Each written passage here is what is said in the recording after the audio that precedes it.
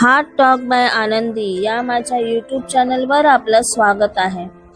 माझ्या चॅनलवर आपल्याला नवनवीन मराठी कथा ऐकायला मिळतील. इथे सादर करत असलेल्या कथा या माझ्या स्वरचित आहेत. या कथा आपल्याला प्रतिलिपी या प्लॅटफॉर्मवरही वाचण्यासाठी उपलब्ध आहेत. आपल्या सुरू असलेल्या कथेचं नाव आहे तुम्ही तो हो इन हार्ट, भाग 39, लेखिका आनंदी शेडगे. त्याआधी जर तुम्ही माझ्या चॅनलला अजून सबस्क्राईब केलं नसेल तर नक्की सबस्क्राईब करा, लाईक करा, शेअर करा. चला तर मग बघूया कथेच्या पुढच्या भागात काय काय घडतंय ते. नंदिनी बाळा, घाबरू नको. काही प्रॉब्लेम असेल तर मला सांग. तो फोन आला की तुझ्या मनाची चलबिचल मला जाणवते. खरं खरं सांग बाळा, काय आहे हे सगळं? शारदाने प्रेमाने नंदिनीच्या डोक्यावरून हात फिरवत विचारलं. त्याच वेळी स्वीटी ही शारदाच्या रूममध्ये आली. शारदानेच तिला मुद्दाम बोलावून घेतलं होतं. आता पुढे. Hello aunty. Hi Nandini. Sweety शारदाच्या रूममध्ये येत म्हणाली. स्वीटी, ये बाळा. बरं झालं तू आलीस. तुझी मला आता मदतच होईल, शारदा स्वीटीला म्हणाली.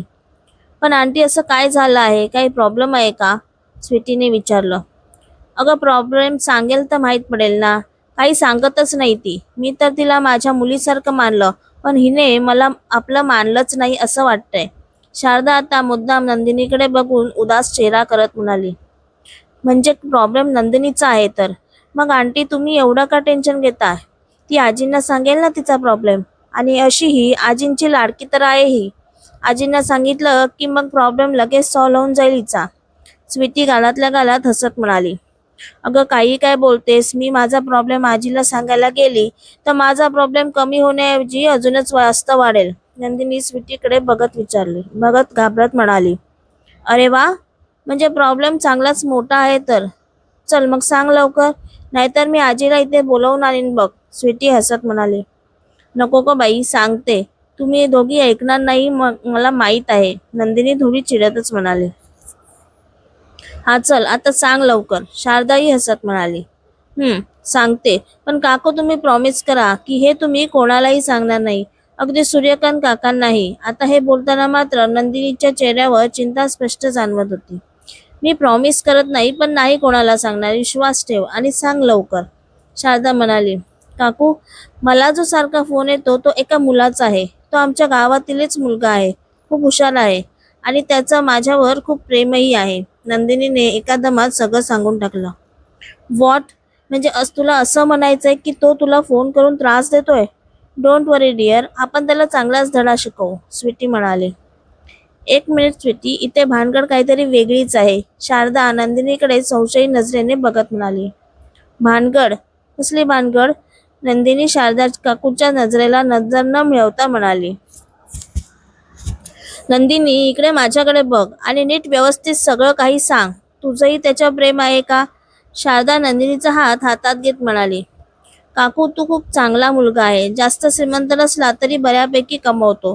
गावात त्याची शेतीही आहे, नंदिनी म्हणाली. नंदिनी, मी तुला काय विचारलं? तुझंही त्याच्यावर प्रेम आहे का? त्याचं उत्तर दे, शारदाने परत एकदा विचारलं. प्रेमाचं माहीत नाही, पण मलाही तो आवडतो. त्याच्याबरोबर बोलणं, गप्पा मारणं, त्याचं मला चोरून बघणं मला खूप आवडतं. नंदिनी आपल्याच विचारात बोलत होती. म्हणजे तूही त्याच्या प्रेमातच आहेस तर? मग नंदिनी बाळा, तू तर इथे अर्जुन बरोबर लग्न करायला आली ना, शारदाने विचारलं. मी आली नाही काकू, माझ्या आईने आणि बाबांनी मला जबरदस्ती आणलं. मी त्यांना सांगितलं की मला लग्न नाही करायचं, पण त्यांनी माझं ऐकलं नाही. असंही काकू, मी एक साधीसुधी गावातील मुलगी आहे. मला माझ्यासारखा साधासुद्धा नवरा हवा. अर्जुनचा आणि माझा कुठे मेळ तरी दिसतोय का? ते तर मला समोर बघूनही घेत नाहीत. पण इथे माझे आई बाबा काहीच ऐकायला तयार नाहीत, बिचारी नंदिनी सांगत होती. तुझ्या आई बाबांना माहीत आहे का त्या मुलाबद्दल? स्वीटीने विचारलं. आईला माहीत आहे, बाबांना नाही. बाबांना माहीत झालं तर ते जीवच घेतील माझा, आणि म्हणून आई मला दमदाटी करून इथे घेऊन आली. इथे आल्यावर मी त्यांना सांगितलं की तू मला विसरून जा, एखादी चांगली मुलगी शोध आणि लग्न कर, पण तोही ऐकायला तयार नाही. म्हणाला तुझ्याशिवाय मी आता कोणाशीच लग्न करणार नाही, आणि सारखा मला फोन करतो, पण फोन नाही घेत मी त्याचा फोन, कारण मला त्याला कुठल्याही आशेवर ठेवायचं नाही काकू. नंदिनी आपल्या डोळ्यात पाणी आणत शारदाला बिलगत म्हणाली. ए बाळा, रडू नको. माझी बावळट दिसणारी नंदिनी एवढी हुशार असेल असं वाटलं नव्हतं मला. शारदा प्रेमाने तिच्या डोक्यावरून हात फिरवत म्हणाली. काळजी करू नको बाळा, सगळं ठीक होईल. हे बघ, आपण काही ना काही मार्ग नक्कीच काढू, शारदा म्हणाली. पण काकू कसा मार्ग काढणार? इथे आजी तर माझं लग्न अर्जुन बरोबर लावून द्यायचं हट्टाला पेटली आहे, नंदिनी उदास होत म्हणाली. अगं पण अर्जुन कुठे तयार आहे? तो नाही तयार होणार. तो किती हट्टी आणि रागीट आहे माहीत आहे ना तुला, शारदा तिला समजावत म्हणाली. हो काकू, पण तरीही भीती तर वाटतेच ना, नंदिनी म्हणाली. नंदिनी नको काळजी करू तू, आपण यातून काही ना काही मार्ग काढूच आणि यात अर्णव आपली मदत नक्कीच करेल. तो खूपच समजूतदार आहे, समजून घेईल तो आणि मदतही करेल. इतका वेळ शांतपणे ऐकत असलेली स्वीटी एकदम मध्येच खुश होत म्हणाली. आणि शारदा आणि नंदिनीने आता तिच्याकडे संशयाने बघितलं. तुम्ही दोघी माझ्याकडे असं का बघत आहात? त्या दोघींना आपल्याकडे संशयित नजरेने बघताना बघून स्वीटीने विचारलं. अर्णव, अच्छा, खूप समजूतदार आहे तो. नक्कीच मदत करेल तो आपल्याला, हो ना काकू? आता नंदिनी तिला चिडवत म्हणाली. हो मग आहेच तो समजूतदार. आणि उगाच माझ्या बोलण्याचा काही अर्थ काढू नको, असं काहीच नाही. स्वीटी नंदिनीकडे बघत तोंड वाकडं करत म्हणाली खरी, पण ती काहीही म्हणाली तरी लाजेने तिचे गाल लाल झाले होतेच. बरं, आता खूप उशीर झाला आहे, मी जाते किचनमध्ये. नंदिनी तूही ये आणि जास्त विचार करू नको बाळा, काही ना काही मार्ग निघेल यातून, शारदा म्हणाली आणि लगबगीने किचनमध्ये गेली. कारण कृष्णराव आणि रुक्मिणीबाई यांच्या चहाची वेळ झाली होती. नंदिनीलाही शारदाने स्वीटीजवळ आपलं मन मोकळं करून खूप हलकं हलकं झाल्यासारखं वाटलं. खूप दिवसापासून तिच्या चेहऱ्यावर सतत दिसणारं टेन्शन काही प्रमाणात कमी झाल्यासारखं वाटत होतं. इकडे अनोखी आणि जयंतला तो वेटर एका प्रायव्हेट केबिनमध्ये घेऊन गेला. अनोखी आणि जयंत आतमध्ये आले तर अर्जुन आधीच तिथे बसला होता, पण समोर कोणते क्लायंट दिसत नव्हते. जयंत, आता माझी एका क्लायंट बरोबर इम्पॉर्टंट कॉन्फरन्स व्हिडिओ कॉन्फरन्स आहे. तेवढ्या वेळात तुम्हाला काही खायचं असेल तर खाऊ शकता, मग आपल्याला परत निघायचं आहे, अर्जुन आपल्या लॅपटॉपमध्ये बघत म्हणाला. पण सर तुम्ही, आम्ही असं कसं तुम्हाला सोडून एकटंच खाणार, जयंत म्हणाला. अरे यार, काय माणूस आहे की कोण आहे, दमायला होतं की नाही? जवळजवळ 12 तास होत आले, पण नुसता इथून तिथून धावतोच आहे. भूक तहान काही लागते की नाही खडूसला? मला तर आता भुकेने थोड्या वेळाने चक्करच येते असं वाटतंय. पण जयंत सरांचंही बरोबर आहे, या खडूसला सोडून आम्ही कसं खाणार? नाहीतर परत उद्या सगळ्यांसमोर हेही ऐकवायला कमी करणार नाही. अनोखी नेहमीप्रमाणे आपल्या मनातच बडबड करत होती. जयंत, फॉर्मॅलिटी करू नको. तुला नाही, पण या मॅडमना भूक लागलीच असेल, जा आणि खाऊन घ्या, अर्जुन म्हणाला. नाही sir, it's okay. Jayant sir बरोबर बोलत आहेत, तुमच्याशिवाय आम्ही कसं खाणार? पोटात भुकेचा टोम मुसळलेला असतानाही अनोखी कसं बसं म्हणाली. ओके, तुमची इच्छा, अर्जुन म्हणाला. त्याच्या मते त्याने सांगायचं काम केलं होतं. थोड्याच वेळात अर्जुनची व्हिडिओ कॉन्फरन्स चालू झाली आणि ती कॉन्फरन्स जवळजवळ 2 तास चालली. इथे आता अनोखीला बसून बसून झोप येऊ लागली होती. पोटात कावळे ओरडत होते ते वेगळेच. थोड्या वेळाने शेवटी एकदाची आपली कॉन्फरन्स संपवून अर्जुनने लॅपटॉप बंद केला आणि जाण्यासाठी उठला. आता रात्रीचे 9 वाजले होते. जयंत, चल निघूया, असं म्हणून अर्जुन नेहमीप्रमाणे आपले बूट वाजवत तिथून बाहेर पडला. अनोखीने एक जोरात सुस्कारा सोडला आणि अर्जुनच्या मागून जयंत बरोबर ती बाहेर पडली. शेवटी ते तिघेही पुण्याहून घरी परत जाण्यासाठी निघाले. आजचा दिवस कसा बसा संपत आला होता.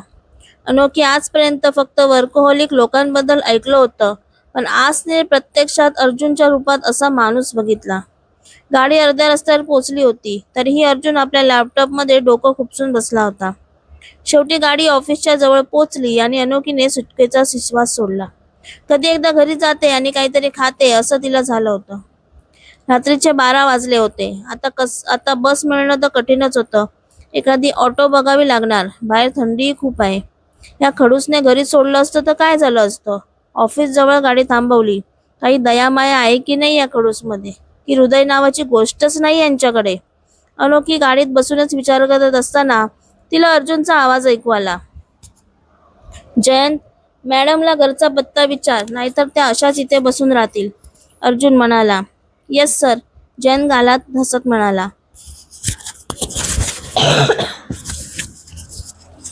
थोड्या वेळाने अनोखीला तिच्या रूम जवळ सोडून जयंत आणि अर्जुन निघून गेले. अनोखी आपल्या रूममध्ये जातच होती की तिला तिच्या घर मालकिनीच्या घरातून काहीतरी भांडणाचा आवाज येत होता.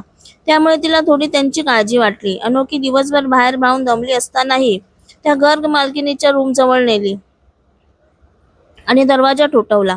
2-3दा दरवाजा वाजवल्यानंतर आतून दरवाजा उघडला गेला. "काय ग, काय झालं? एवढ्या रात्री का दरवाजा वाजवतेस?" समोर असलेल्या मालकीनबाईंनी विचारलं. "ते तुमच्या रूममधून भांडणाचा आवाज येत होता. मला तुमची काळजी वाटली म्हणून दरवाजा वाजवला." "अगं, भांडणाचा आवाज कसा येईल? मी एकटीच राहते तिथे. तुला काहीतरी भास झाला असेल." त्या मालकीनबाई कणसून हसत म्हणाल्या. "भास? बरं ठीक आहे, सॉरी." असं म्हणून अनोखी तिथून निघून गेली आणि त्या मालकीनबाईंनी सुटकेचा श्वास सोडला. त्या विचारातच अनोखी घरी आली. एकतर आज दिवसभर काही खाल्लंही नव्हतं, म्हणून ती पटकन फ्रेश झाली आणि मॅगी बनवायला घेतली. गरम गरम मॅगी खाऊन तिला आता कुठे किंचितसं बरं वाटलं आणि खूपच दमल्यामुळे तिने लगेच स्वतःला बेडवर झोकून दिलं. काल दमल्यामुळे अनोखी आज थोडी उशिराच उठली आणि लगबगीने आपली तयारी केली. काल नुसतीच मॅगी खाल्ल्यामुळे तिला खूप भूक लागली होती. तिने पटापट स्वतःसाठी नाश्ता बनवला आणि ऑफिसला जायला निघाली. आज परत उशीर झाला आहे. ते खडूस आज परत ओरडणार. पण मी तरी काय करणार? त्यांच्यामुळेच तर उशीर झाला. आपल्या विचारातच अनोखी बसमध्ये शिरली. तिला बसमध्ये आज तो डोक्यावर घोंगडी घेऊन बसलेला माणूस दिसला आणि ती चपापली. "हा माझा पाठलाग तर करत नाही ना, की मला घाबरवण्याचा प्रयत्न करतोय? आज जर उशीर झाला आहे, उद्या परत जर दिसला तर ह्याला चांगलाच धडा शिकवते."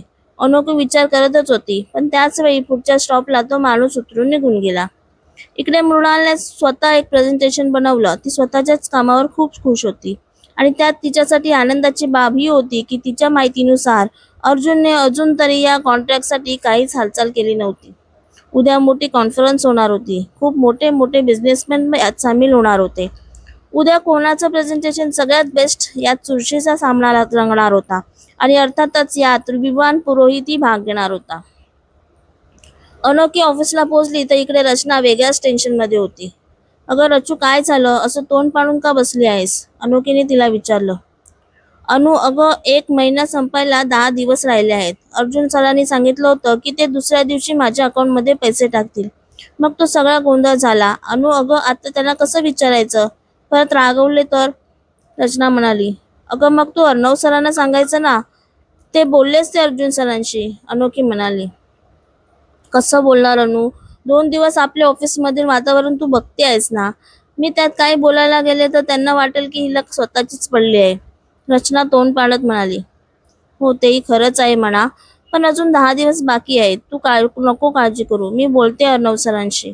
अनोखी म्हणाली. "अनोखी मॅडम, तुम्हाला अर्जुन सरांनी बोलावलं आहे." पिऊन येऊन सांगून गेला. "आता मला का बोलावलं आहे सकाळी सकाळी खडूसने?" असं म्हणून अनोखी अर्जुनच्या केबिनमध्ये गेली. "मिस अनोखी, मला वाटतं इथे तुम्ही काम करायला येता ना की गप्पा मारायला.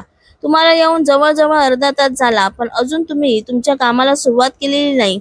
अर्जुन सकाळीच तिच्यावर डाफरला. "हे काय माझ्यावर लक्षच ठेवून असतात की काय खडूस? देवा, अरे किती छळ करशील माझा? का या खडूसला माझा बॉस बनवला आहेस?" अनोखी मनातल्या मनात बडबड करत होती. खरं तर ऑफिसमध्ये आल्यावर अर्जुन सीसीटीव्हीद्वारा आपल्या स्टाफवर एक नजर टाकत असे.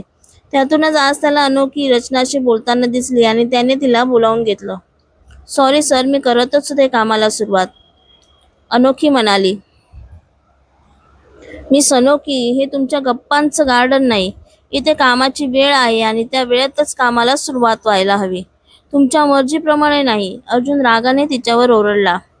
"Sorry sir." बिचारी अनोखी अजून तरी काय बोलणार होती. "आता उभं राहून माझं तोंड बघू नको. जाऊन काम कर." अर्जुन फाईलमध्ये बघत म्हणाला. अनोखीला तर त्या क्षणी खूपच राग आला होता. तिला असं वाटत होतं की त्याचा गळाच दाबून टाकावा. अर्जुनला मनातच शिव्या घालत अनोखी त्याच्या केबिनच्या बाहेर पडली. तेवढ्यात अर्जुनला कोणाचा तरी फोन आला आणि अर्जुन घाईघाईने आपल्या केबिनमधून बाहेर पडला. अर्जुनला कोणाचा फोन आला असेल? अर्जुन असा घाईघाईने का बाहेर पडला? मृणाल आणि विमानमध्ये हे कॉन्ट्रॅक्ट कोणाला मिळेल? या प्रश्नांच्या उत्तरासाठी पुढील भाग वाचत राहा, ऐकत राहा. कथेचा हा भाग आवडला असल्यास आपल्या मित्रमैत्रिणींबरोबर शेअर करायला अजिबात विसरू नका. ही कथा तुम्हाला कशी वाटली ते नक्की कमेंटमध्ये सांगा. कथेचा पुढचा भाग ऐकण्यासाठी चॅनलला सबस्क्राईब करा. कथेचे भाग आठवड्याच्या दर सोमवार, गुरुवार आणि शनिवार या दिवशी येतील. भेटूया पुढच्या भागात.